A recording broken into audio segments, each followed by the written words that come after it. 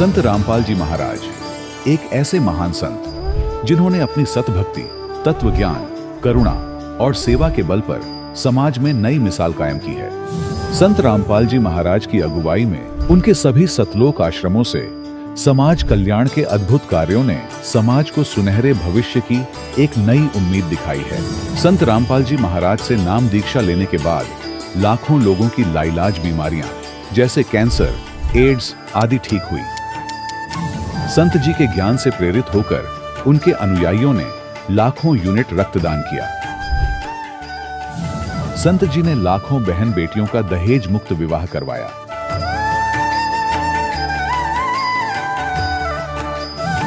संत जी ने लाखों लोगों का नशा छुड़वाया, करोड़ों उजड़े परिवार बसे। संत जी के आश्रमों में समागम के दौरान निःशुल्क नेत्र चिकित्सा, दंत चिकित्सा प्रदान की जाती है। संत रामपाल जी महाराज द्वारा समय समय पर पर्यावरण संरक्षण के उद्देश्य से बड़े स्तर पर वृक्षारोपण किया जाता है। संत जी ने जरूरतमंदों को तत्काल राहत पहुंचाने के लिए एम्बुलेंस सेवा शुरू की। संत जी अपने अनुयायियों को देहदान के लिए प्रेरित करते हैं, जिससे मानवता की सेवा और चिकित्सा क्षेत्र में सुधार हो सके। संत रामपाल जी महाराज के सभी आश्रमों में हर रोज निःशुल्क भंडारा आयोजित किया जाता है, जहां हर वर्ग, हर जाति और हर धर्म के लोग एक साथ बैठकर भोजन करते हैं।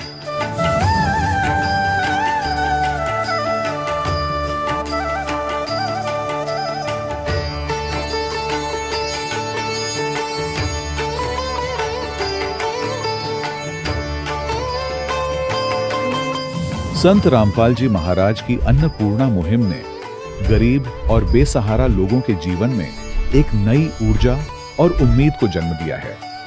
घर घर खाद्य सामग्री और जरूरी मदद पहुंचाकर संत रामपाल जी महाराज ने लोगों को दुख और मजबूरी से लड़ने की ताकत प्रदान की है।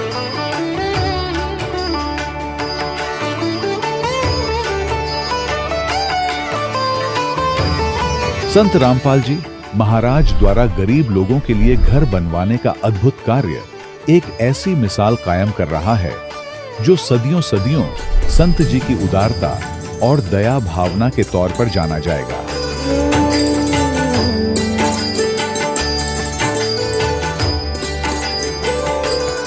संत रामपाल जी महाराज के आश्रम में हजारों बुजुर्गों को सम्मान और प्यार के साथ जीवन जीने का अवसर मिलता है।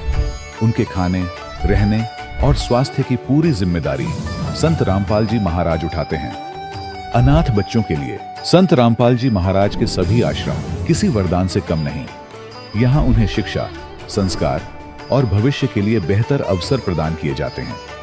चाहे बाढ़ हो, भूकंप या महामारी, संत रामपाल जी महाराज और उनके अनुयायी हमेशा ही जरूरतमंदों के लिए सबसे आगे खड़े रहते हैं। कोविड महामारी के दौरान संत रामपाल जी महाराज के आश्रमों से करोड़ों लोगों के लिए भोजन, दवाइयां और जीवन रक्षक सामग्रियां उपलब्ध कराई गई। चाहे गरीब की मदद हो या किसी शोषित और पीड़ित वर्ग के हक और सम्मान की लड़ाई, संत रामपाल जी महाराज ने हमेशा ही उनकी दबी आवाज को सरकारों तक पहुंचाया है और उन्हें उचित न्याय दिलवाने में अहम भूमिका अदा की है। समाज में आध्यात्मिक और सामाजिक मूल्यों के प्रति जागरूकता लाने में संत रामपाल जी महाराज हर कदम पर मानवता के सच्चे सेवक साबित हुए हैं।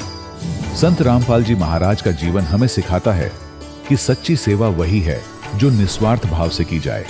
आइए हम भी इस महान सेवा के कार्य में इस महान संत से जुड़ें और संत रामपाल जी महाराज से नाम दीक्षा लेकर अपने जीवन को धन्य बनाएं।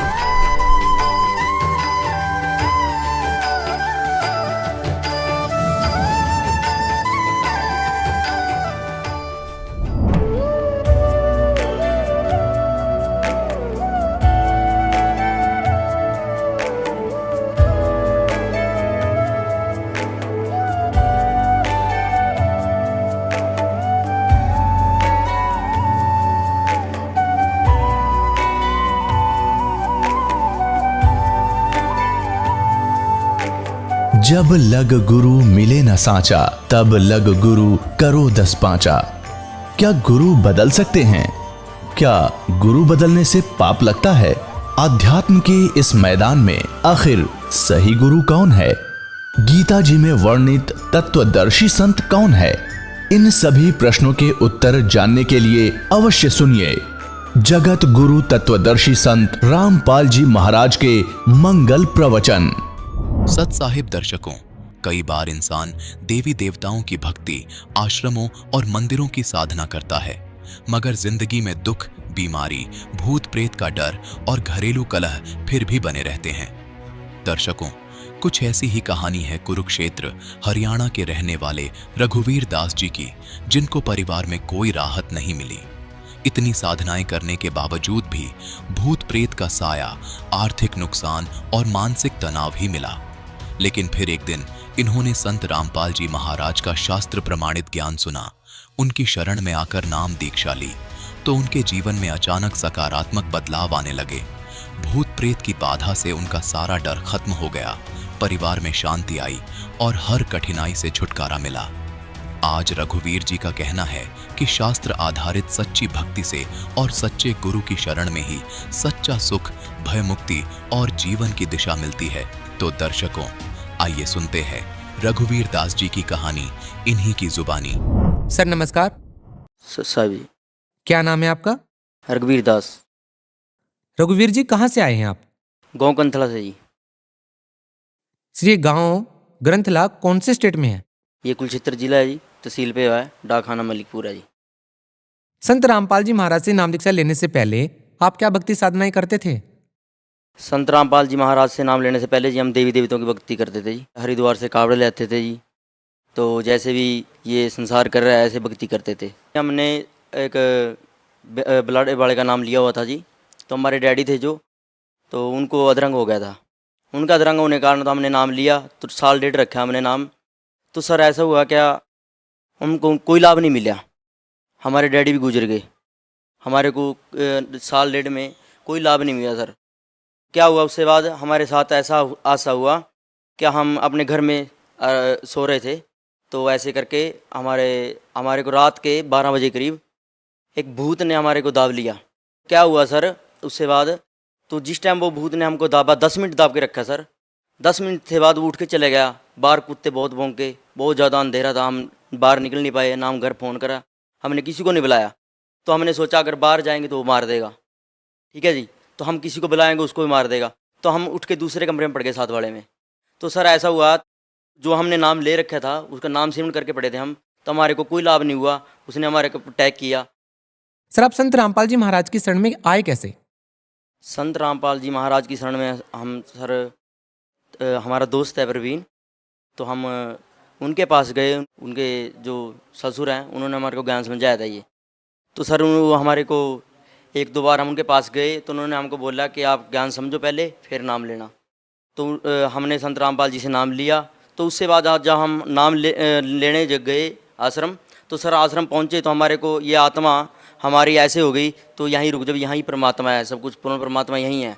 तो हमने इससे पहले बहुत जगह हमने देवी देवताओं के चक्कर काटे सर, हमारे को कहीं से कोई लाभ नहीं हुआ, ना हमारी आत्मा ने कभी कहा भी यहाँ परमात्मा है। तो हम जब आश्रम में गए तो हमारे को आत्मा ने ये कहा कि यहीं रुक जाओ, यहीं परमात्मा है सर। तो हमने यहाँ से संत रामपाल जी से नाम लिया तब, तो उसके बाद हमारे को बहुत सारे लाभ हुए सर। संत रामपाल जी महाराज से नाम दीक्षा लेने के बाद आपको क्या लाभ मिले हैं? सर हम अपने छत पे कोठे पे सो रहे थे, तो ऐसे करके एक भूत अंधेरा बन के हमारे ऊपर गिर गया सर। तो हमने पहला मंत्र, प्रथम मंत्र लिया हुआ था, तो हमने जाप किया, तो उसको पकड़ लिया। उसको पकड़ने के कारण उनके साथ बात की सर। तो बात की, उनके पूछा आप क्या करने आए थे? वो बोले हम आपको मारने आए थे। तो हम बोले आप आ गए, आज से पीछे आप मत आना यहाँ। तो हमने उसको ऐसे घेर दिया जैसे कोई एक डली होती है सर, हमको वजन नहीं लगा बिल्कुल भी। ये सब परमात्मा की शक्ति है, परमात्मा की भक्ति, तो ये इसको पूर्ण भक्ति कहते हैं सर। और क्या लाभ मिला हमारे को? सर और भी लाभ बहुत सारे मिले हैं। हम पेवे से आ रहे थे बाइक पे, तो हम मलिकपुर के पास थे सर। तो मलिकपुर के पास आते समय हमसे थोड़ी आगे गाड़ी थी सर। हमसे आगे अचानक एक कुत्ते का बच्चा आ गया, तो अचानक उसने ब्रेक लगाई सर। बाइक कम से कम 100 की स्पीड पे थी, तो उस टाइम सर गड्डी उसमें लगी तो शीशा सारा पीछे से चकनाचूर हो गया और गड्डी डेंट पड़ गया, हमारी बाइक सारी टूट गई। हमारे को परमात्मा ने पकड़ के ऐसे कर दिया जैसे सर परमात्मा हमारे को किसी ने पकड़ के साइड में कर दिया। तो ये पूर्ण भक्ति है परमात्मा की। ऐसे लाभ कहीं से नहीं मिल सकते सर, जो लाभ संत रामपाल जी से मिलते हैं।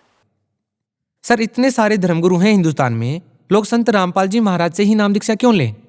जो संत हैं इनके पास पूर्ण भक्ति नहीं है। जो वेद शास्त्रों के अनुसार परमात्मा गुरु जी भक्ति करा रहे हैं, तो इनके पास ये भक्ति नहीं है, अधूरी भक्ति है इनके पास। सर मेरा सवाल यहाँ पर यह भी है कि आप लोग ये सवाल उठाते हैं कि जो लोग भक्ति करते हैं वो अधूरी भक्ति करते हैं। सर हम आपसे ये पूछना चाहते हैं कि आप ये कैसे कह सकते हैं कि जो लोग भक्ति साधनाएं कर रहे हैं उनकी साधनाएं अधूरी हैं या शास्त्र के अनुसार नहीं है? ये अधूरी इसलिए है क्योंकि ये वेद शास्त्रों के अनुसार नहीं है। ये अपने हिसाब से, जैसे लोक लाज के हिसाब से संसार कर रहा है तो पहले करते। इनके पास पूर्ण ज्ञान नहीं है। जो ज्ञान पूर्ण है तो उसी से ही लाभ होगा हमारे को सर। संत रामपाल जी महाराज से नाम दीक्षा लेने के बाद आपको क्या लाभ मिले हैं? हमारे को सर बहुत सारे लाभ मिले। मालिक ने हमारे को, जो हमारे घर में पहले क्लेश और जो भी भूत प्रेत की बातें सब बिल्कुल ख़त्म कर दी परमात्मा ने। ऐसा कुछ नहीं है। अब हमारे को ऐसा लगता है घर जैसे यहाँ पर कुछ नहीं है, भूत प्रेत आया कुछ नहीं। हमारे को पहले घर रहने में डर लगता था सर, बिल्कुल डर लगता था। ऐसा था कि हम ये घर छोड़ के चले जाएं, तो हमारे को ऐसा महसूस देता है कोई दिक्कत नहीं किसी तरह की सर, बिल्कुल फ्रेश हैं, किसी तरह की कोई दिक्कत नहीं है। सर आप भगत समाज को क्या संदेश देना चाहते हैं? सर मैं भक्त समाज को यही प्रार्थना करना चाहता हूँ कि संत रामपाल जी पूर्ण संत हैं और इनसे भक्ति लेके अपना जीवन सफल बनाए, जन्म मरण से पेंडा छुटवाएं सर। और कोई भी संत हमारे को ये नहीं दे सकते और ना किसी के पास ये है। ये जो भक्ति है वेद शास्त्रों के अनुसार करवा रहे हैं संत रामपाल जी, ये भक्ति किसी के पास नहीं है विश्व में। पूरे विश्व का हमारे गुरु जी ने चैलेंज किया है कि कोई भी संत आके हमारे साथ, गुरु जी के साथ ज्ञान चर्चा कर सकता है। किसी के पास ये ज्ञान नहीं है तो क्या कोई इसलिए सामने नहीं आ रहे सर। जी बहुत बहुत धन्यवाद। सच साहब। दर्शकों, अभी आपने सुने संत रामपाल जी महाराज से दीक्षा प्राप्त करके सुखी हुए भक्त के अनुभव। अब देखिए जगत गुरु तत्वदर्शी संत रामपाल जी महाराज के मंगल प्रवचन। अब क्या बताते हैं, घट में शोक सिलसिला ये सूतक बड़ा अंधेर, और ये दम गिनती के दिए तू फेर सके तो फेर। के यो तो भाई शोक सिलसिला ये चलता ही रहेगा, कभी कुछ हो रहा है कभी कुछ हो रहा है। और परमात्मा की शरण में आने के बाद फिर वो आपके इन सभी पाप कर्मों के दबाव को कम कर देंगे। उसके लिए उदाहरण दिया है कि एक SHO पुराने समय में एक दरोगा अपनी घोड़ी पर बैठ कर किसी दूसरे गांव में जा रहा था किसी कार्यवश। जून का महीना, हरियाणा राजस्थान का यह क्षेत्र। आगे एक किसान रहट से पानी निकाल रहा था, बैलों को चला रखा था, एक कोल्लू की टाइप का होता था। नीचे से बाल्टियां बांधकर पानी बाहर निकाला जाता था, बैलों से उसको चलाया जाता था। तो उस समय ऐसे ही ये टेक्निक होती थी। बाल्टियां बांध रखी थी पीपे की, और लकड़ के वो लठ एक पाट बना रखी थी जिसको बैलों से घुमाया जा रहा था। तो वो सारा ही शोर बहुत करता था, उसमें ची चू चू चू बहुत होती थी। अब दरोगा जी को प्यास लगी, दोपहर 12 बजे का समय, उधर से घोड़ी भी प्यासी थी। तो उसने देखा कि सामने पानी निकाल रहा है किसान, वहां पानी पीऊंगा और घोड़ी को पिलाऊंगा। अब वो निकट आया घोड़ी के ऊपर बैठकर, तो उसमें वो शोर हो रहा था रेट चलने से, चू चू ची ची चू चू। दरोगा ने कहा उस किसान से कि किसान, इस चूचू को बंद कर, मेरी घोड़ी बिदक रही है। वह घोड़ी भाग रही थी वापस। उसने वो रेट बंद खड़े कर दिए, बैल रोक दिए, वह चूचू बंद होगी। वो घोड़ी को लेकर निकट आया तो तब तक पानी फील्ड में, खेत में जा चुका था। पानी पी लिया था खेत में, पीने योग्य स्टॉक नहीं था। तो दरोगा जी ने कहा किसान पानी निकाल। उसने बैल चलते कर दिया, फिर चू चू हुआ, घोड़ी फिर भाग गया 10 किला दूर। तो उसने कहा ये चू चू बंद कर। किसान ने फिर बैल रोक दिया, फिर निकट आया, पानी नहीं मिला। उसने कहा फिर पानी चलाते वो फिर चूं चूं शुरू हुई, घोड़ी भागी। तब किसान ने कहा दरोगा जी इस चूं चूं में पी लो, पीना है तना दोनों मरोगे, क्योंकि पानी चूं चूं में मिलेगा। तो पुण्यात्माओं इस काल ने आप क्या चूं चूं ला रखी है, इस चूं चूं में पी गए तो पी गए, ना तो फिर दुर्गति भारी हो जाएगी। घट में शोक सिलसिला ये सूतक बड़ा अंधेरे, ये दम गिनती के दिए भाई फेर सके तो फेर। ये सांस का सेवन कर सके तो कर ले, ना तो यो एक दिन समाप्त हो जाएगा। बाका पर्दा महल का कोई न जाने भेवे, बिन सतगुरु क्यों पाइए ये अटक रहा सुखदेव। बाके पर्दे हम गए भाई सतगुरु के उपदेश, शिव ब्रह्मा विष्णु रटत हैं पार न पावे शेष। मौला कहो मुर्शिद कहो खालिक कहो खुदा, अल्लाह कहो अलख कहो आवागमन न जाए। जय गोपाल दंडवत करो चे पैरों पड़ प्रणाम, पर दुआ करो दिल पाक से ये असल सलाम। परमात्मा कहते हैं कि ऊपरले मनते आप अन्य जो भी साधना करते हो या प्रणाम करते हो, उसके लिए बताया है कि हृदय से प्रणाम करो, तब आपको प्रणाम यज्ञ का फल मिलेगा।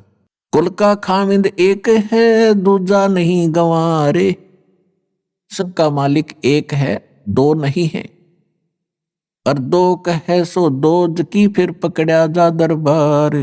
अब क्या बताते हैं परमात्मा, कबीर पुरुष शेर मुकट है कोट भानु उजियार, वो दाता जग मंगता वो समर्थ सृजनहार। गरीबदास जी बता रहे हैं कि कबीर पुरुष सिर मुकट है। परमात्मा सतलोक में बैठे हैं सिंहासन पर, उनके सिर पर मुकट है और कोटि करोड़ सूर्यों जैसा उनकी प्रकाश है। कबीर पुरुष सिर मुकट है कोटि भानु उजियारे, वो दाता जग मंगता वो समर्थ सृजनहारी। वो सब का दाता, उसके अतिरिक्त सभी जितने देवी हैं देवता हैं, ब्रह्म पर ब्रह्म, और ये ब्रह्मा विष्णु महेश राजपाट राजा प्रजा, ये सभी मंगते हैं उस परमात्मा के याचक, और वो समर्थ दाता सबका सृजनहार और सबको सब कुछ देने वाला दाता है।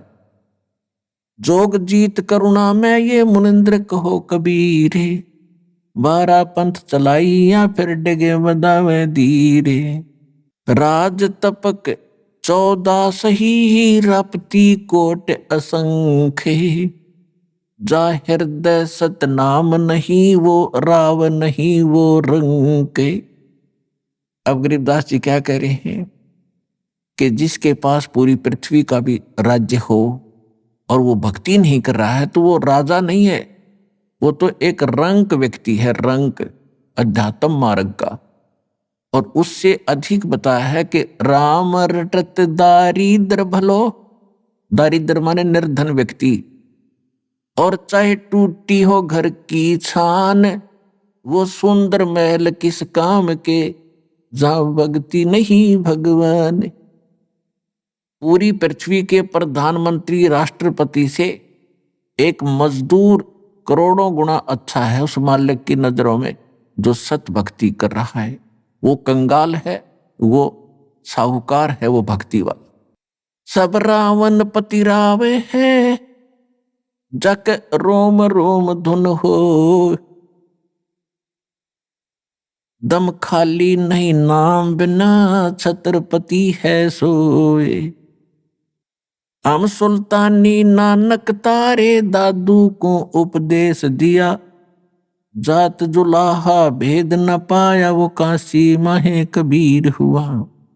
नानक तो निर्भय किया वही गुरु सत जाने, अदली पुरुष पिछाणिया वो पूर्ण पद निर्वाणे। दत्ता जिया को मेले दक्षिण बीच दयाले, सुक्का खूट हरा हुआ वो ऐसे दीन दयाल।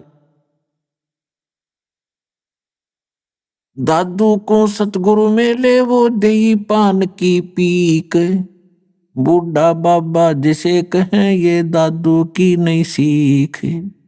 दादू के सिर पर सदा वो अदली असल कबीर, टक्कर मारी जद में ले फिर सांभर के तीर। दादू ध्यान उल्लंघिया 3 दिवस 3 रात, आगे से आगे में ले वो शब्द स्नेही साथ।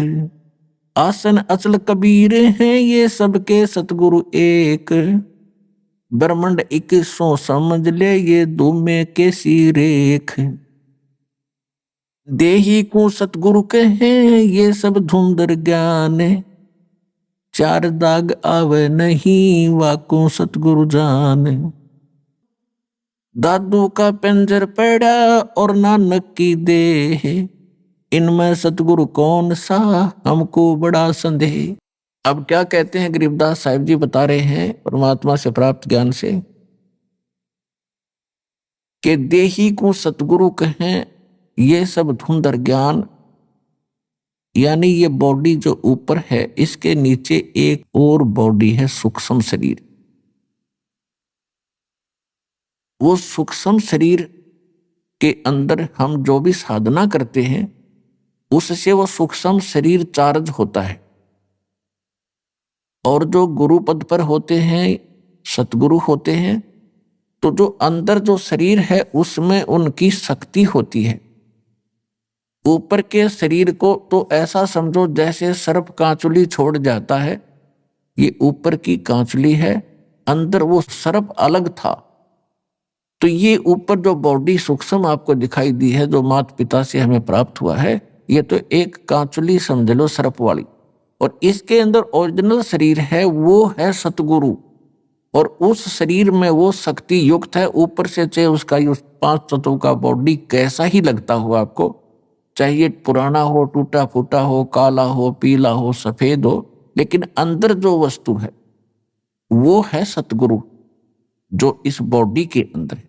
देही को सतगुरु कहे ये सब धुंधर ज्ञान, 4 दाग आता नहीं वाको सतगुरु जान। इसके अंदर जो शरीर है वो 4 दाग माने जैसे 4 प्रकार से अंतिम संस्कार करते हैं। कोई तो जमीन में गाड़ देता है, स्वाहा कर देता है, जलाता है, कोई वैसे जल प्रवाह कर देते हैं, कोई वैसे एक मचान बना के ऊपर डाल देते हैं, पशु पक्षी खा लेते हैं।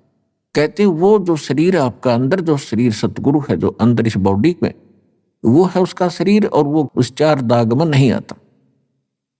देही को सतगुरु कहे ये सब धुंधर ज्ञान, 4 दाग आता नहीं वाको सतगुरु जान। फिर कहते हैं खोड़ पड़ी तो क्या हुआ, अगर ये शरीर छोड़ गया सतगुरु, कहते खोड़ पड़ी, और आप भी जो भक्ति करके जाओगे सभी के लिए कह रहे हैं, खोड़ पड़ी तो क्या हुआ ये झूठी सब पटीट, पक्षी उड़ गया आकाश को और चलते कर गया बीट। ये बॉडी जो आज आपको नजर आती है तत्व ज्ञान से आपको ऐसा महसूस होगा जैसे कौवा पक्षी उड़ते समय बीट करके चला जा, ये इतनी सी बॉडी है बस, और पक्षी अलग है। यानी इसको समझने के लिए उदाहरण दिया है कि जैसे सर्प ने कांचुली छोड़ दी, वो कांचुली सर्प नहीं, उसके अंदर थी वास्तविक वस्तु। इसी प्रकार आप यहां से जाओगे जब आपकी भक्ति आपकी साधना से आपका सूक्ष्म शरीर इतना चार्ज हो जाएगा कि उस समय आपको इससे निकलने में बहुत आसानी रहेगी, और उस भक्ति से आपके दिल में इतनी दृढ़ता आएगी आपको मृत्यु का शोक नहीं होगा। ये जीव के बस की बात नहीं होती। एक तो बगैर मतलब की टेंशन करके बैठ जाए, वो दुखी हो रहा है, अरे एक ऐसा व्यक्ति होता है कुछ दिक्कत आ जाए तो भी टेंशन नहीं उसको, तो पिछले संस्कारों से उसमें धीरज है। ऐसी ही भक्ति से आपके अंदर ये क्वालिटी आती चली जाएगी। कृष्ण कन्हैया राम को ये जीव कहे करता रे, और शरीर पड़ा भगवान का इनको देख विचारे। कि तुम राम कृष्ण को भी परमात्मा मानते हो, जीव संज्ञा के व्यक्ति, ये भी मरे ये भी छोड़ गए शरीर। कहते आकार भार ठारे नहीं ये 5 तत्व मिल जावे, और 4 जुग जो तन रहे तो भी दे गिरे सत भाई। कहते हैं यदि इतनी लंबी उम्र भी आप बना लोगे, 4 युग तक की भी जीवन प्राप्त कर लोगे, एक दिन फिर भी मृत्यु होगी। तो उसके लिए क्या बताते हैं, यह जीवन सत सो फल है जब तक राम रटनते, देखोरी को जान दे भरम पड़े हैं पंथ। कि ये जीवन चाहे कितना ही आपका जितना भी है, इसमें इसकी सफलता उसी में है जब तक आप भक्ति करते हो, और भक्ति नहीं करते हो तो चाहे चारों युग भी जीवित रहना कोई यूज नहीं इस जीवन का। फिर क्या बताते हैं, सतगुरु साहेब एक है दूजा भरम विरोधे। अब गरीबदास जी स्पष्ट कर रहे हैं कि सतगुरु और परमात्मा एक ही होते हैं, और दूसरा उसमें कोई समझता है तो उसकी अपनी बुद्धि के सत्र में कमजोरी है। सतगुरु साहेब एक है ये दूजा भरम विरोधे, बिन सतगुरु सूझे नहीं चाहे पढ़ो 18 बोधे। बिन सतगुरु के आप चाहे वेद पढ़ो, 18 बोध पढ़ो, कितना ही ज्ञान ग्रहण करो, आपको कुछ भी समझ नहीं आवेगा। गुरु बिन काहु न पाया ज्ञाना, जो थोथा बुछड़े मूड किसाना। गुरु बिन वेद पढ़े जो प्राणी, समझन सार रहे अज्ञानी। और फिर क्या करें गरीबदास जी, सतगुरु और साहेब एक ही समझना। यानी ये ज्ञान जो आज आपको मिल रहा है, ये भगवान बिना नहीं बताया जा सकता, और भगवान इस दास पर राजी है। ऐसा अनमोल ज्ञान ऋषि मैं ऋषि ब्रह्मा विष्णु महेश शर पटक कर मर गए, चले गए। इनको वेद समझ नहीं आई, इनको गीता समझ नहीं आई, इनको पुराणों का ज्ञान नहीं। गुरु मानुष कर जानते ते नर कहिए अंध, ओवे दुखी संसार में फिर आग काल के फंद। तो यहां भी गरीबदास जी कह रहे हैं, सतगुरु साहेब एक है ये दूजा भरम विरोध, और बिन सतगुरु सूझे नहीं चाहे पढ़ो 18 बोध।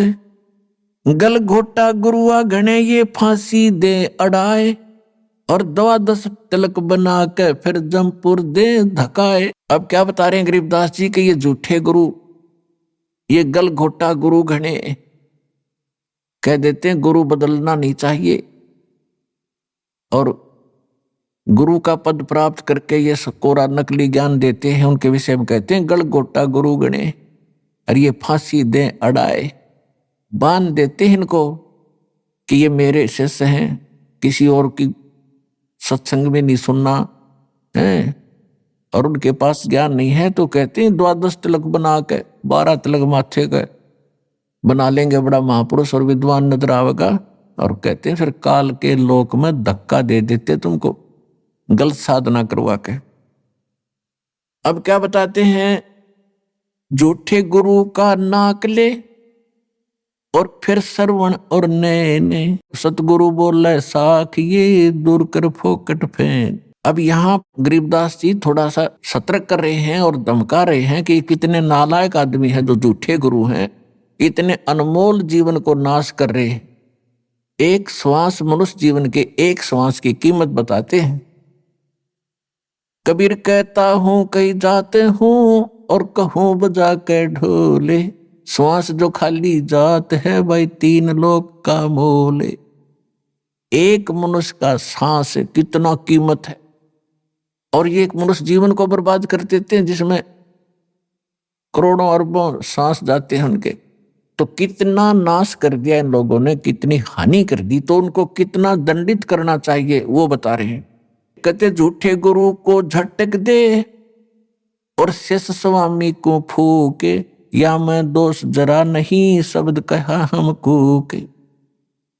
अब यहां गरीबदास जी यानी एक ऐसे भाव से कह रहे हैं ये, क्योंकि साधु संत किसी को फूकने के लिए या मारने के लिए नहीं कहते, नो कह रहे न फूक दे परे न, यानी एक तरफ पटक दे, हमारा काम नहीं, बस इतनी सी बात है। कहते झूठे गुरु को झटक दे और शेष स्वामी को फूक। गरीबदास जी कहते हैं कि चातुर प्राणी चोर हैं ये मूड मुग्ध हैं ठोठे, संतों के नहीं काम के इनको दो गढ़ जोटे। कि ये चतुर प्राणी हैं जो अटपट करके गुरु बन गए, भोली भाली आत्माओं को फंसाए बैठे हैं। और हम इतना क्लियर ज्ञान बता रहे हैं, स्पष्ट कर रहे हैं, प्रमाण बता रहे हैं और आंखों देखा भगवान का ज्ञान बता रहे हैं, और फिर भी ना स्वामी मानने को तैयार है, ना उनके शिष्य मानने को तैयार हैं। तो उसके विषय में कहा है कि झूठे गुरु को झटक दे, पड़ा रहने दे उसने, और शिष्य स्वामी को फूक, यानी उनको पड़ा रहने दे। ना मानते तो समझाने का फर्ज बनता है, उनके साथ खसे नहीं। या मैं दोष जरा नहीं शब्द कहा हमको, सतगुरु सतगुरु क्या कहे ये शब्द अतीत पहचाने, रोम रोम में तेज है कोट सूर सचिभान।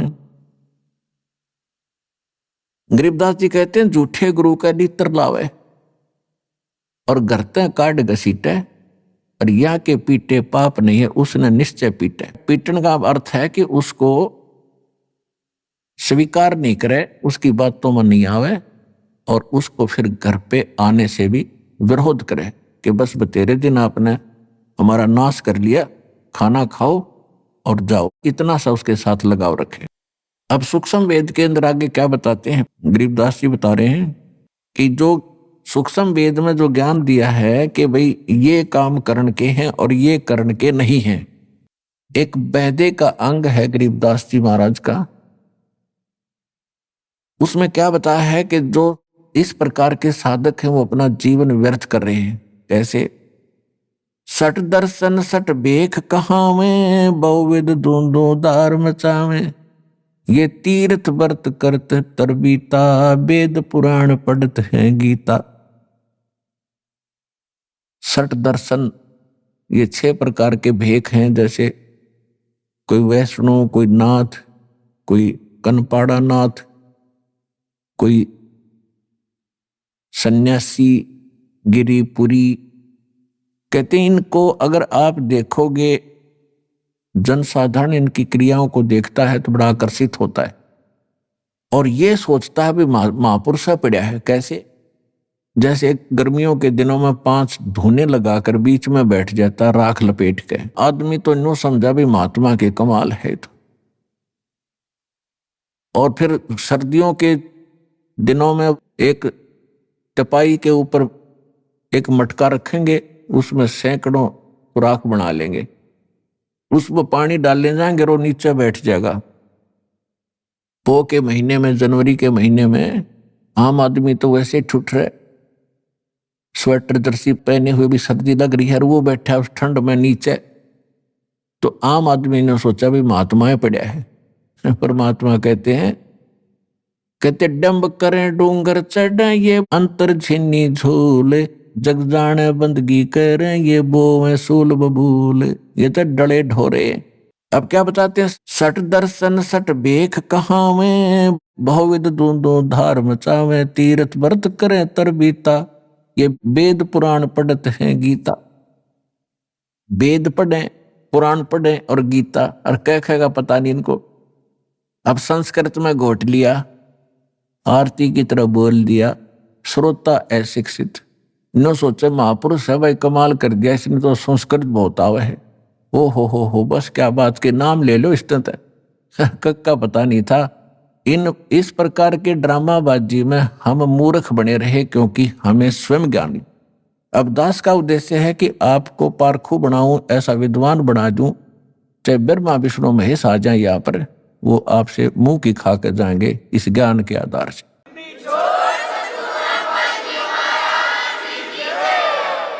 चार संप्रदा 52 द्वारे, जिन्हों नहीं निज नाम बेचारे, हर माला घाल हुए हैं मुक्ता, ये सटदल उआ बाई बकदा। ओए होए, 4 संप्रदा 52 द्वारे, और जिन्हों नहीं निज नाम बेचारे। कोई कुछ नाम देता है, कोई कुछ नाम देता है, कोई कुछ साधना का मंत्र बताता है। कहते हैं गीता पढ़ते हो, वेद पढ़ते हो, वेद और गीता में है कहीं ये मंत्र जो तुम दीक्षा देते हो? वेदों में यजुर्वेद अध्याय नंबर 40 के मंत्र नंबर 15 में केवल एक ओम मंत्र है। ओम कर्तु समर किलबे समर कर्तुम समर। ओम नाम का जाप काम करते करते सिमरण करो, विशेष कसक के साथ, यानी सच्ची श्रद्धा से जाप करो। और मनुष्य जीवन का मूल कर्तव्य जान के ये भक्ति करो, तो ये तो ब्रह्म का जाप है। और यजुर्वेद अध्याय नंबर 40 के मंत्र नंबर 10 में वेद ज्ञान दाता वही है जो गीता ज्ञान दाता। वो कहता है कि कोई तो परमात्मा को संभवात कहता है, संभवात माने जन्म लेने वाला, और कोई उसको असंभवात कहता है कि वो जन्म नहीं लेता। संभवात कहने वाले आकार में आए अवतार मानते हैं और असंभवात उसको निराकार मानते हैं। तो परमात्मा कैसा है इसकी जानकारी तत्वदर्शी संत बताते हैं, उनसे पूछो, विस्तार के साथ बताएंगे। तो इससे सिद्ध है कि वेद ज्ञान और गीता ज्ञान ये दोनों इनकम्प्लीट हैं, लेकिन गलत नहीं कह सकते इन ज्ञानों को। फिर यजुर्वेद अध्याय नंबर 40 के मंत्र नंबर 17 में कहा कि वो पूर्ण परमात्मा तो गुप्त है और मैं ब्रह्म हूं।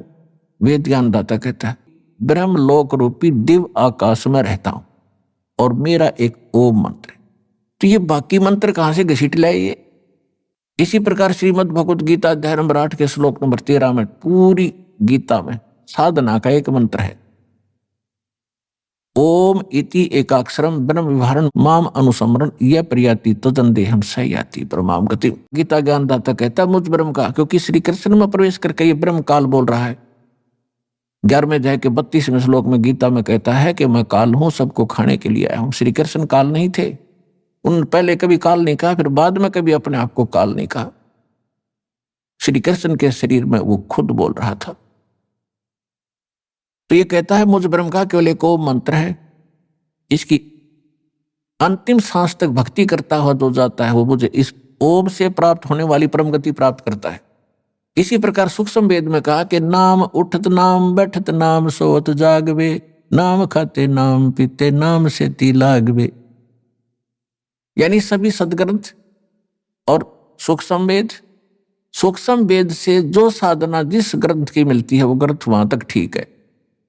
तो वेदों में यही है, गीता में यही है, लेकिन वहां उन्होंने ऑप्शन छोड़ दिया है कि ये कंप्लीट साधना नहीं है। गीता अध्याय नंबर 17 के श्लोक नंबर 23 में कहा है कि पूर्ण परमात्मा के पाने का ओ मंत्र तो गीता ज्ञान दाता कहता मेरा मंत्र है, और उस सच्चिदानंद घन ब्रह्म को पाने का, परम अक्षर ब्रह्म को पाने का वो 3 मंत्र का जाप है। ओम तो सीधा ब्रह्म का, तत्व और सत्य ये 2 सांकेतिक है। ये तत्वदर्शी संत बताओगे, उनसे पूछो। तो वो तत्वदर्शी संत ये दास रामपाल दास है इस विश्व में।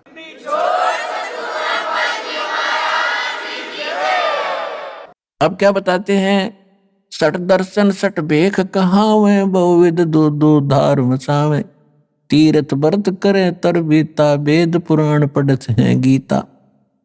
तीर्थों पे जाने का कहीं गीता में लिखा है? व्रत करने का गीता जी में लिखा है? नहीं लिखा है। 6 अध्याय के 16वें श्लोक में श्रीमद् भगवत गीता में तो ये प्रमाण दिया है कि जो अर्जुन ये योग यानी भक्ति साधना न तो अधिक खाने वाले की सफल होती है और न बिल्कुल ना खाने वाले यानी व्रत रखने वाले। जैसे एकादशी का व्रत रखते हैं तो उस दिन कुछ नहीं खाते, जल आचमन करते हैं, तो वो साधना गलत है, वेद गीता के विरुद्ध है। और तुम व्रत करते हो तो इसको कहते हैं, गीता अध्याय नंबर 16 के श्लोक नंबर 23 में कहा है कि शास्त्र विधि को त्याग कर जो मनमाना आचरण करते हैं उनको न तो कोई सुख होता है, न उनकी गति होती है, न ही उनको कोई सिद्धि प्राप्त होती है, अर्थात यूजलेस। तो यहाँ सूक्ष्म वेद में गरीबदास साहिब जी परमात्मा से प्राप्त ज्ञान के आधार से कह रहे हैं कि सठ दर्शन सठ भेख कहावे और बहुविध धूम धूम धार मचावे। वो देखो इनकी साधना बड़ी कठिन, अरण्यों से चवर डूंडा ठा रखा है न तय, और कहते तीर्थ व्रत करें तरबीता, और वेद पुराण पढ़े ये गीता। खाक पढ़ा फिर गीता के उन्होंने 4 संप्रदा 52 दवारे, जिन्होंने ही निज नाम बेचारे। उन्होंने निज नामों के ऊपर कभी सोचा भी नहीं, देखा देखी जो गुरु ने दे दिया आगे वो देने लगे। ये साधना गलत थी। और माला घाले हुए हैं मुक्ता, 4 माला पैर करने सोचा हो गए पार। सट दल उआ बाई बकदा, उआ बाई बक क्या करते, इनको कोई ज्ञान नहीं था। श्री कृष्ण को सर्वेश्वर महेश्वर ब्रह्मा विष्णु महेश अजरो अमर है, इनके कोई माता पिता नहीं, इसको उआ बाई कहते हैं। अटबट बकवास करते थे ये। माला घाल हुए हैं मुक्ता, ये सट दल उआ बाई बकदा। बैरागी बैराग न जाने, बिन सतगुर नहीं चोट निशाने। ओए अभी आपने सुने संत रामपाल जी महाराज के मंगल प्रवचन। आइए अब सुनते हैं संत रामपाल जी महाराज से नाम दीक्षा लेकर सतभक्ति करके अद्भुत लाभ प्राप्त करने वाले अनुयायी के विचार। इनसे मिलिए, ये हैं अलवर राजस्थान के रहने वाले प्रभु जी। ये पहले हिंदू धर्म में प्रचलित सभी भक्ति साधनाएं किया करते थे और साथ ही डेरा सच्चा सौदापन से भी जुड़े हुए थे। लेकिन इन सभी भक्ति साधनाओं को करते हुए भी इनका जीवन मानो नरक बन गया था। इनके माता पिता की भी मृत्यु हो गई और ये स्वयं टीबी जैसी घातक बीमारी के शिकार हो गए थे। लेकिन आज प्रभु जी का कहना है कि यदि मुझे संत रामपाल जी महाराज की शरण पहले मिल जाती तो मुझे अपने जीवन में इतना कष्ट नहीं उठाना पड़ता। आखिर प्रभु जी ऐसा क्यों कह रहे हैं, आइए जानते हैं प्रभु जी की कहानी उन्हीं की जुबानी। नमस्कार सर। नमस्ते सर। सर क्या नाम है आपका? मेरा नाम प्रभु सिंह राजपूत। सर कहाँ के रहने वाले हैं आप? मैं सर राजस्थान अलवर डिस्ट्रिक्ट तहसील लक्ष्मणगढ़ गांव घाट खूंटेटा का रहने वाला हूँ। सर संत रामपाल जी महाराज से नाम दीक्षा आपने कब ली? 2014 मार्च को। सर संत रामपाल जी महाराज से नाम दीक्षा लेने से पहले आप क्या भक्ति साधनाएं करते थे? जी उनसे पहले मैं भगवानों की, हनुमान जी की, विष्णु जी की, माता दुर्गा की व्रत रखने, ये सारे ही जो हमारे परंपरा हिंदू धर्म में जो चली आ रही थी वही करते थे। करते करते भी हम इतने दुखी हो गए क्योंकि बचपन में ही माता पिता खत्म हो लिए। 8 साल का था जब माँ मर गई थी और जब 18 साल का हुआ तो पिताजी भी खत्म हो गए हमारे। और हम सारे भगवानों को मानते थे। हमारे पिताजी भी एक संतों की सेवा करते थे गांव के अंदर, भंडारे लंगर, बहुत पुण्य कर्मी थे हमारे पिताजी। जमीनें बेच बेच करके और साधु संतों के लिए बहुत सेवा की उन्होंने। और इतने दुख झेले जी हमने सेवा करते करते भी, भगवानों की भक्ति करते करते भी, कि इतने दुखी हो गए। फिर एक धन धन सतगुरु जो डेरा सच्चा सौदा में राम रहीम सिंह जी संत थे, तो एक मेरे बगल में रहते थे भाई। वो कहने लगे भाई प्रभु तुझे नाम दान ले ले गुरु जी से और वहाँ से सुख शुरू हो जाएंगे। तो मैं वहाँ जा कर के बरनावा आश्रम यूपी के अंदर पड़ता है सर, तो वहाँ जा कर के नाम दान लिया। उन्होंने नाम दिया मुझे सत्य पुरुष अकाल मूरत शपथ स्वरूपी राम। तो मैंने उस नाम की भक्ति करी। मैंने वो नाम लिया था 2005 में और सर उसकी भक्ति करते थे और हम नाम चर्चाएं करते थे गलियों में। हर संडे की, वीरवार की, कहीं शुक्रवार की कहीं होती थी, ऐसे एरिया बांट रखे थे। तो मैं भजन लगाता था कि नाम ही दवाई है सब रोगों की, नाम लेने में सुख आए बेशुमार, और नाम भूलने से दुख आए बेशुमार। नाम ही दवाई है सब रोगों की। तो सर एक दिन क्या हो जाता है कि मैं बहुत बीमारी मुझे पकड़ लेती है और बीमार धीरे धीरे धीरे मैं बीमारी की तरफ बढ़ता चला गया। और एक दिन मैं चारपाई में लेटा हुआ, मुंह से खून, नीचे से खून, और मुझे एक तरह टीवी पकड़ गई और मैं पूरा सूख गया। और जब सूख गया, कमज़ोर हो गया, तो ESI का कार्ड बना हुआ था। मैं एक कंपनी में नौकरी करता था, तो वहाँ का कार्ड बना हुआ था। मैं दवाई लाता था और खाता था। तो मैं इतना कमज़ोर हो गया कि चलूँ तो चक्कर, कहीं जा भी नहीं पाता था और मैं छुट्टी कर करके बड़ा दुखी हो गया। तो सर मैं दिल्ली में काम करता था, फिर मैंने 2 पैसे कमाए, फिर मैंने धीरे धीरे फैक्ट्री करी, किसी भाई से कर्जा लिया और मैंने 18 मशीनें लगाई एम्ब्रॉयडरी की। तो जब मशीनें लगा ली तो काम मेरा अच्छा चला और बढ़िया काम शुरू होगा। तो सीलिंग लगाई। तो जब सीलिंग लगने लगी दिल्ली में, तो उस टाइम में 4.5-5 लाख रुपए के नीचे आया और बहुत बर्बाद हुआ। और उस टाइम मैंने ये सोचा कि हे भगवान अब मैं क्या करूं। मैं 3-3 लाख 4-4 लाख रुपए महीना काम करता था, और फिर भी 1 रुपया नहीं बचता था, किराया भी नहीं दिया जाता था मेरे से, और बड़ा परेशान रहता था। तो करते करते मैंने एक दिन यही सोचा कि हे परमात्मा, क्या करूं मैं, अपने बच्चों को भी जहर दे दूं, मैं भी जहर खा जाऊं, क्यों किराया भी नहीं बचता था, ना फैक्ट्री का किराया दिया जा, कर्जे हो गए मेरे ऊपर।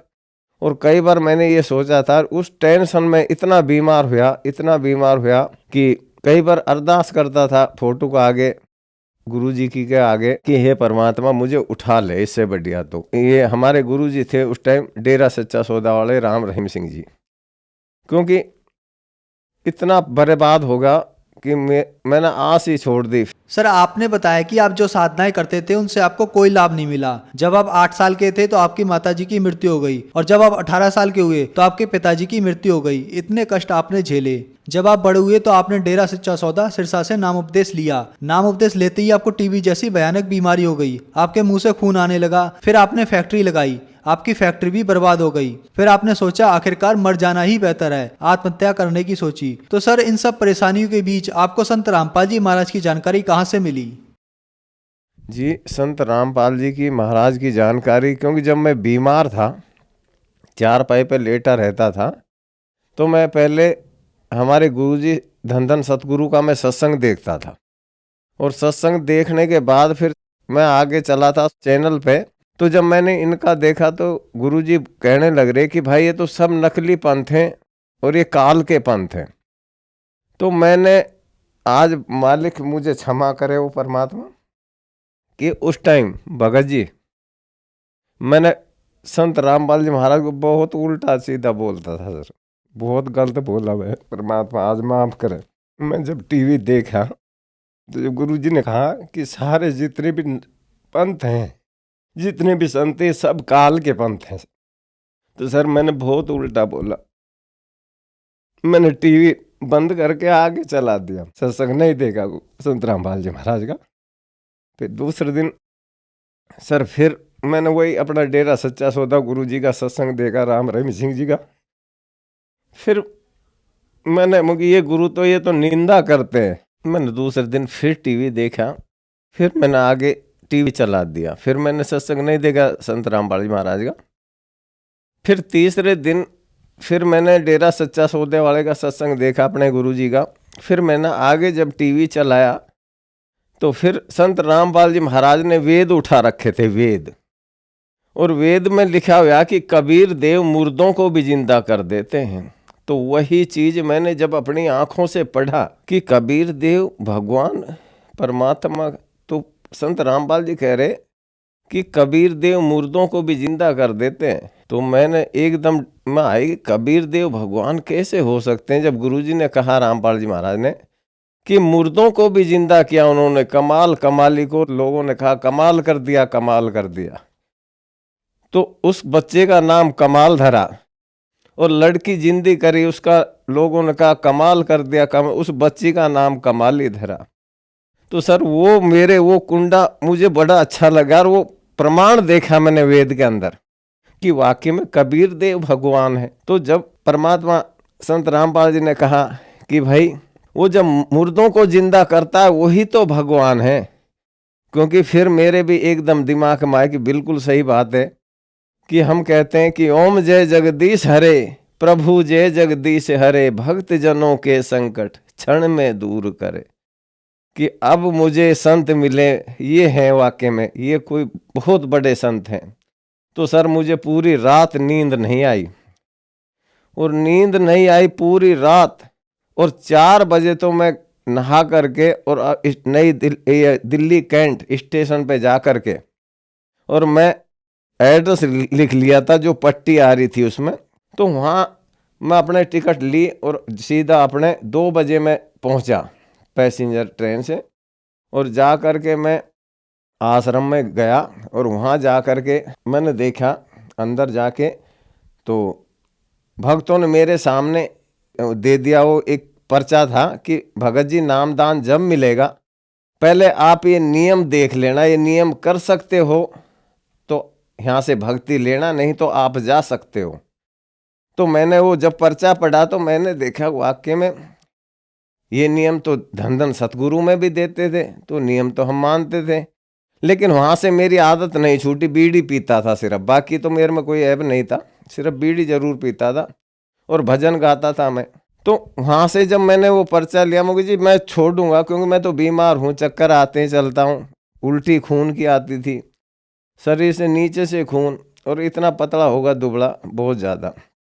तो वहाँ जा कर के मैंने जब नाम दान लिया, तो जब देवताओं के ब्रह्मा विष्णु महेश दुर्गा गणेश 5 मंत्र ये इनके भगवानों के, और परमात्मा ने जो मंत्र दिए मुझे 7 मंत्र, मेरी आत्मा गदगद होगी सर। उस दिन मैंने उसी टाइम ठान लिया कि वाकई में आज मैं सही मार्ग पे आया हूँ। तो जब मैं गुरुजी के शरण में गया, तो गुरुजी ने आशीर्वाद जब दिया मुझे, ऐसे हाथ रखा संत रामपाल जी महाराज, कभी धन धन सदगुरु के कभी हाथ हमारे ऊपर ऐसे नहीं रखे गया, सिर्फ दूर से ही ऐसे जोड़ते थे। लेकिन जब गुरुजी संत रामपाल जी महाराज ने ऐसे आशीर्वाद दिया, तो कोई मेरे अंदर से काली परछाई निकल के गई और शरीर एकदम हल्का हो गया। मैं उसी टाइम समझ गया कि वाकई में आज सही मार्ग पकड़ गया। तो मैं जा कर के वहाँ दंडवत प्रणाम करी गुरुजी को, और जा कर के उसी दिन बड़ी खुशी होगी मुझे। और उसी दिन में, क्योंकि वहाँ मुझे ये भी ना पता था भंडारा है, लंगर, मैं तो बड़ी खुशी से भंडारा भी नहीं खाया, क्योंकि हम धन धन सतगुरु के जाते थे, वहाँ पे हम अपने पैसों से टोकन प्लास्टिक के खरीदते थे, उनसे हम भंडारा खाते थे। और यहाँ उस दिन तो मैंने खाया नहीं, लेकिन दोबारा फिर मैं गया 1 महीने बाद, तो वहाँ जब मैंने देखा वहाँ का आराम से घूम के, तो मैंने देखा खीर मिली मुझे, परमात्मा वो मौज कराई। खाने का जो घर में नहीं मिलता वो मालिक खिलाते हैं, और मैं वो देख करके और खुश हुआ कि वो वाकई में अब बहुत बढ़िया जगह आया हूँ। क्योंकि संत कभी पैसा नहीं इकट्ठा करते रहे, वो तो बच्चों को खिलाते हैं। वो महान संत जो अपने बच्चों के लिए खिलाते हैं, इस संसार में ज्ञान देने के लिए आते हैं वो संत। सर, संत रामपाल जी महाराज से नाम दीक्षा लेने के बाद श्रद्धालुओं को कुछ ना कुछ लाभ जरूर होते हैं, क्या आपको भी कोई लाभ प्राप्त हुए? हाँ जी, लाभ प्राप्त हुए। क्योंकि लाभ, मुझे सबसे पहला लाभ तो मुझे मिला कि ग्रंथों से ज्ञान। सबसे बड़ा लाभ तो मुझे ये मिला कि मेरी आत्मा गदगद हुई, प्रमाण सहित मुझे ज्ञान मिला, प्रमाणों सहित मंत्र मिले मुझे। क्योंकि गीता जी में कहा है कि ओम तत्सत, ये मंत्र हमारे गीता जी में लिखे हुए हैं कि कोई तत्वदर्शी संत बताएगा इन मंत्रों के बारे में। मैं जब संत रामपाल जी महाराज से नाम दीक्षा लेकर के आया घर, तो मैं रात को सो रहा था, तो संत रामपाल जी महाराज मेरी बगल में बैठे हुए हैं और मेरा ऑपरेशन कर रहे हैं ऐसे। तो ऑपरेशन करके और अपने हाथ में कुछ गंध निकाल करके मुझसे कह रहे हैं कि बेटा तू तो काल के मुख में था, जा अब तुझे उम्र और दी और भक्ति कर डट के। तो मैं खड़ा हुआ एकदम, और मैंने लाइट जोड़ी और अपने भक्तमती को कहा कि यहाँ गुरुजी थे गे। कहने लगे सपना आया होगा। ठीक है, हो सकता है सपना आया होगा, मुझे गुरुजी मेरा ऑपरेशन करके गए, ठीक है, मुझे सपना आया होगा। सर उस दिन से मैंने दवाइयाँ भी खाना बंद कर दी, और धीरे धीरे धीरे आज आपके सामने खड़ा है दास, कोई बीमारी ना, कोई रोग ना, ठीक हुआ मैं। क्योंकि मुझे तो परमात्मा मिल गए। फिर मुझे बड़ी खुशी हुई, और मैं जब दोबारा गया आश्रम में, तो मैंने वहाँ का माहौल देखा, बहुत अच्छा माहौल, सब प्यार से बोलते हैं। तो वहाँ मैंने आते वक्त जब वहाँ से आया, तो मैंने वहाँ से किताबें ली, ज्ञान गंगा, और 25 किताबें लेकर आया था मैं शुरू में। वो बड़ा खुशी था, बैग ले गया था, उसमें भर के लाया। और मैंने धन धन सतगुरु वालों के, जो बेचारे 4 पाइयों में जो पड़े थे, जो कोई दुखी था, बीमार था, उनके घर पहुंचा के बड़ी खुशी से कि भाई फलाना है, उसके घर दिया हूँ। मुझे वे जैसे मैं भी ठीक हुआ, भाई ऐसे वो भी होंगे। तो मैं उनके जब घर दे दे के आने लगा, धन धन सतगुरु वालों के, वो मेरे घर कम से कम 8-10 बंदे इकट्ठे होके आ गए और मेरे से कहने लगे कि प्रभु भाई पहले तो ये बता कि हमारे गुरुजी में क्या कमी थी, तू रामपाल की शरण में क्यों पहुंच गया, हमारे गुरुजी में क्या कमी थी। मैंने पानी दिया, भाई पानी पियो। कहने लगे नहीं, पानी वाणी हम पी के आए, पहले तो ये बता कि तू रामपाल की शरण में क्यों पहुंच गया, हमारे गुरुजी में क्या कमी आई, क्या बात थी। तो मैंने कहा भाई जब मैं गुरमित राम रहीम सिंह जी डेरा सच्चा सौदा वालों की शरण में था तो उस टाइम मेरे ऊपर आफतें दुख इतने आए कि फैक्ट्री भी बर्बाद हुई, पैसे से दुखी मोहताज, और ना वेदों से ज्ञान था और ना ही मुझे सच्ची भक्ति मिली, क्योंकि मुझे ज्ञान मिला संत रामपाल जी महाराज की शरण में, क्योंकि मुझे मंत्र मिले ओरिजिनल गीता में लिखे हुए। तो एक पंडित जी थे, वो भी धन धन सतगुरु के शिष्य थे, कहने लगे, एक दूसरा भाई कहने लगा कि ये पंडित है, ये मंदिर में घंटे बजाता है, इसका गीता घर में पढ़ी है। मुकी भाई तो फिर इसने पढ़ी ना है गीता, मुकी घर में तो पढ़ी होगी लेकिन इसने पढ़ी नहीं। तो उन्होंने सोचा कि भाई ये तो दृढ़ ही कुछ होगा, ये तो एकदम बदल गया, 20-25 दिन में ये तो अलग ही प्रभाव पड़ गया इस पे। तो कहने लगे कि भाई ठीक है तू चला गया, ठीक है हम तेरे से कोई वो नहीं, लेकिन किसी के घर ये किताबें नहीं देगा धन धन सदगुरु वालों के, और किसी को संगत को तोड़ेगा नहीं, किसी के घर जा जा करके ये बातें नहीं बताएगा और किसी को तोड़ के नहीं लाएगा। मैंने कहा भाई कोई किसी को नहीं तोड़ता, क्योंकि ये तो ज्ञान है, ज्ञान से अपने आप आएगा। और मैं ये चाहता हूँ कि कोई भी भाई, मैं तो इसलिए किताबें देने जाता था उनके कि मैं जब दुखी था तो मैं भी ये चाहता था कि भाई दुखी आदमी को उसके घर तक उससे भी सुख हो जैसे मुझे हुए। क्योंकि मैं जब संत रामपाल जी से मंत्र दान जब लेके आया हूँ तो जब मुझे सुख हुए तो मैं जो बेचारे बीमार थे उनके घरों दे दे के आया, क्योंकि भाई ये भी ठीक हों। तो मेरा तो यही फर्ज था, और मैं तो उनसे अभी भी कहता हूँ कि भाई संत रामपाल जी वो संत है, आज भी गारंटी से कहता हूँ कि बीमार को भी परमात्मा कहते हैं कि मेरी शरण तू आ तो जाए एक बार, अरे मैं तो तुझे 4 पाए से भी उठा दूंगा, तू आ तो सही। तो जब मुर्दों को जिंदा करते हैं तो क्या वो 4 पाए में से भी नहीं उठा सकते? वो तो भगवान बहुत दयालु हैं, वो कभी किसी का बुरा नहीं करते, वो तो मालिक।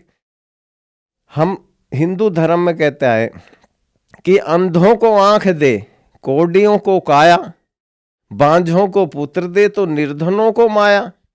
तो वही तो ये परमात्मा है कबीर देव, कबीर साहब, ये मालिक स्वयं आ चुके हैं। सर जो लोग आज आपको देख रहे हैं और वो भी किसी न किसी बीमारी से ग्रस्त हैं, जैसे आप बीमारियों से ग्रस्त थे, तो क्या वो भी संत रामपाल जी महाराज से नाम दीक्षा लेने के बाद ठीक हो सकते हैं? उन लोगों के लिए आप क्या संदेश देना चाहोगे? मैं तो यही चाहता हूँ सभी भाई जितने भी जो मुझे देख रहे हैं, मैं तो हाथ जोड़ के कहता हूँ कि भाई जो भी दुखी है वो संत रामपाल जी महाराज की शरण में आए। परमात्मा स्वयं लीला कर रहे हैं, संत के रूप में आए हुए हैं, और वो मालिक स्वयं कबीर साहब है। और आप आकर के देखें तो सही, जैसे मैं ठीक हुआ, परमात्मा ने मुझे दोबारा जीवन दान दिया। कि सभी को मैं यही कहना चाहता हूँ कि मेरे भाइयों, परमात्मा की शरण में आओ, नाम दीक्षा लो और अपना अनमोल यो जन्म है इसका कल्याण करवाएं। धन्यवाद सर। धन्यवाद।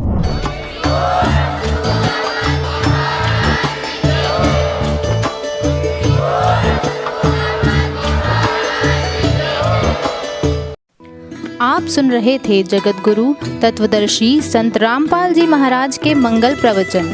अधिक जानकारी के लिए संपर्क करें।